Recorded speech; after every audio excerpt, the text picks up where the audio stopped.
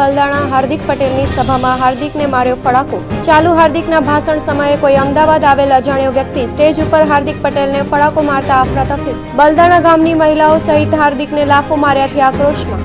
લાફો મારનાર ઉપર સભામાં આવેલ મહિલાઓ સહિત તૂટી પડ્યા।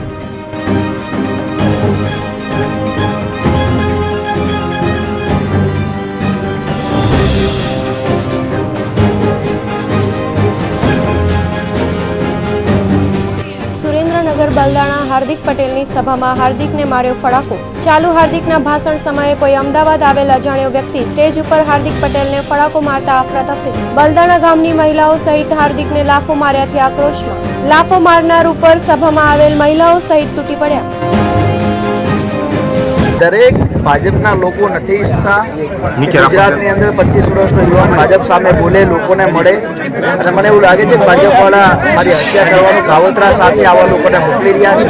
મને એવું લાગે છે કે સુસાઇડ બોમ્બરો દ્વારા કંઈક ને કંઈક રાજીવજી જોડે ઘટના બની છે એવી રીતે મારી જોડે ઘટના બનાવશે અને ભાજપવાળા મને મારી નાખવાનો તમામ પ્રયાસો કરશે। આપ ફરિયાદ કરશો હાર્દિકભાઈ? જોઈએ છીએ, અત્યારે અમે જવાના છીએ, કદાચ મળીશું પોલીસ સ્ટેશનની અંદર વાત કરીશું। હાર્દિકભાઈ કોણ હશે ને શું છે આપને કઈ એની માહિતી? નહીં, મને કંઈ ખબર નથી હવે કોણ છે, પોલીસને ખબર।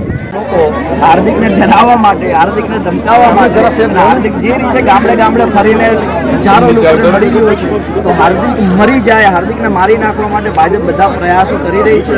આજે લગભગ પૈસા દઈને કોઈ ભાજપના લોકો આવ્યા હોય અને મારી ઉપર આવું કર્યું છે, અમે એને ના પાડી રહેવા દો, એને છોડી દો। આવા લોકો તો ગુજરાતમાં છે ઘણા બધા જે ભાજપના કહેવાથી પૈસા લઈને આવતા હોય છે, પણ હું પોલીસને પણ કહું છું અને ગામના લોકોને પણ કહીશ કે આવા લોકો જોડે તમે કોઈ બબાલ ના કરો, આવા લોકોને છોડી દો, એને માફ કરી દો।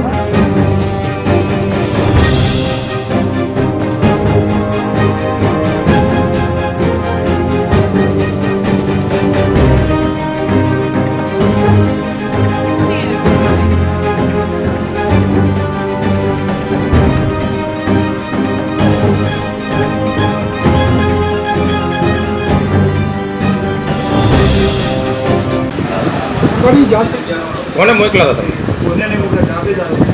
તમે પાટીદાર છો? હું ગજ્જર છું સાહેબ।